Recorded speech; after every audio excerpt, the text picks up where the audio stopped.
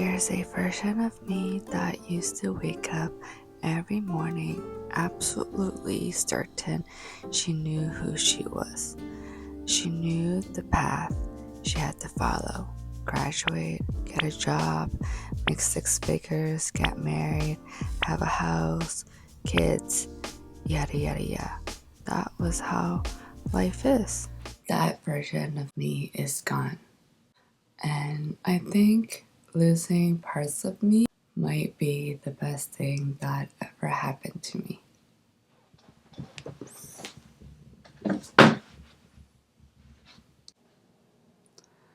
Prior to my stroke, I thought I had this playbook, this book, blueprint. I thought that I was to follow this playbook that is called my life, and how my life is supposed to be, and I should follow this playbook of mine.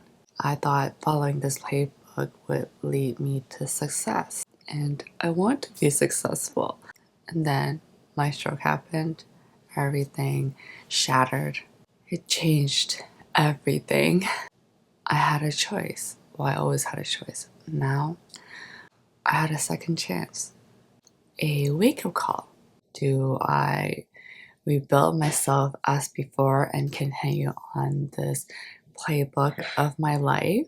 Or is this my chance to regrow to something more true to myself?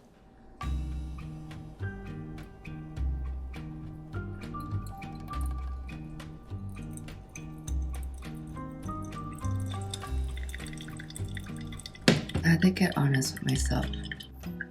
Following a script that was written for me was easy. I just have to follow it step by step. But it was everyone's definition of me, not mine. And I wasn't my own identity.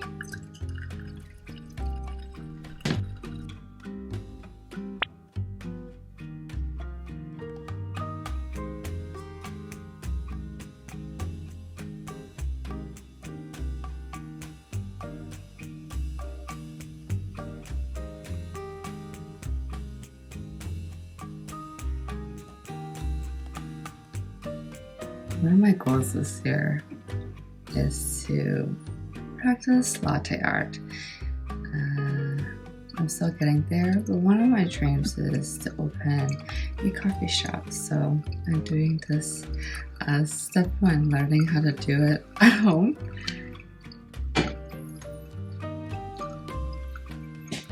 I got the milk.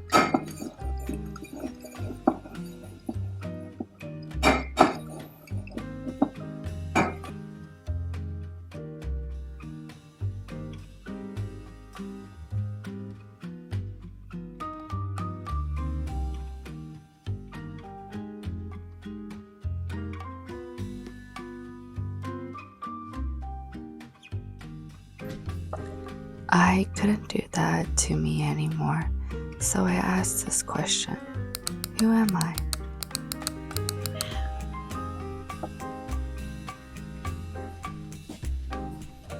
I really struggled to answer that question, so here's what I did to find out who am I. Number one, I chose to be curious. I spent my 20s being curious of me, finding out what takes me, what gives me the ache, what gives me butterflies, what makes me really excited, what makes me sad, what makes me really anxious, all of it. I would just try things and do things led by curiosity. If I was curious of something, I said, I am going to do it, even if I think I won't like it. Sometimes I end up liking it, sometimes I hate it, but that really led me to find out what works for me, what I like, what I enjoy, what irks me. So, leading by curiosity. Number two, you are special and not special at the same time. Let me explain. So, after my stroke, I was super embarrassed and ashamed. I couldn't do stuff, and I had a wheelchair, then a walker and a cane and everything. And every time I went out in public, I couldn't look up. I would just look down, and I just felt like everyone was judging me and looking at me. No one did. No one cared about me. I am just a tiny little speck in this world. Who cares about me using a wheelchair or doing these things? I'm not that special in this big world. But in my head, I was like ashamed. I just wanted to hide because I felt like I thought that, I'm so different. We are all so special in a way. You're uniquely you. We are all humans, but we are all so different. So be you, the truest, real you, the you that you want to be. No one's going to stop you.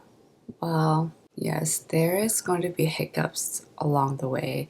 There will be people who don't approve or will stop you. Even ourselves will stop ourselves with our negative thoughts and saying, oh, we can't do these things because being uncomfortable is not fun. It really heightens our flight mode because it's something that is scary the first time. I still get nervous about doing stuff that are uncomfortable, but I know that it does get better and it is worth it. Even just doing it bit by bit, it gets easier, but it's still uncomfortable.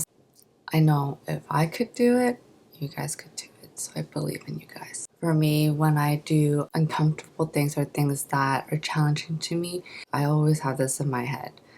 I rather be able to feel everything than to be hollow and not feel a thing.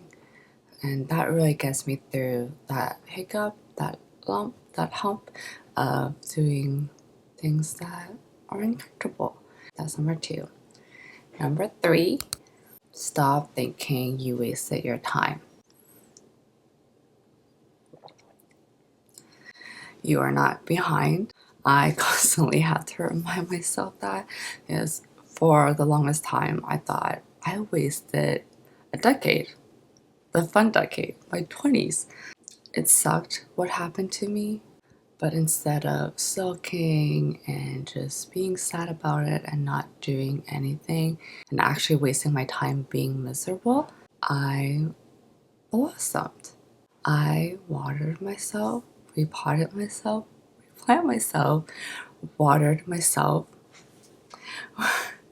with things that help me grow by being curious, by doing things and being me and learning about myself. And I always think, if not now, when? I know on my deathbed, I will regret not doing stuff instead of thinking it's a waste of time. So do it. Whatever season you're in, it's never too late to start. And those are my 3 tips. From time to time, I do think of the me in my 20s, like what would be me if I didn't have my stroke, and I would be completely different. And I am glad my stroke happened. I am grateful for it. I do not regret it. I am grateful for it. I've learned a lot. I grew a lot. And sometimes we need these moments, stroke of life moments, that cracks us a little bit. Not to tell us that we are falling apart. Instead, to tell us that we're falling in place.